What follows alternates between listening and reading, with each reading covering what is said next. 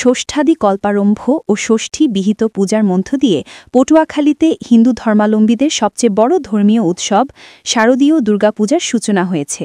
পটুয়াখালী থেকে সঞ্জয় ব্যানার্জির প্রতিবেদনে দেখুন বিস্তারিত। রবিবার সকাল 8:30টায় জেলার অধিকাংশ মণ্ডপে দেবী দুর্গার মঙ্গল অর্চনার মধ্য দিয়ে শুরু হয় মহাষষ্ঠী।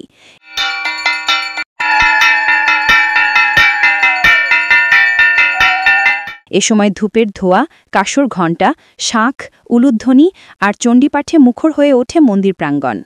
মহাষষ্ঠীতে অশুভ শক্তির বিনাশে মঙ্গলময়ী দেবীর জাগরণের সুর প্রতিষ্ঠার প্রার্থনা করেন ভক্তরা।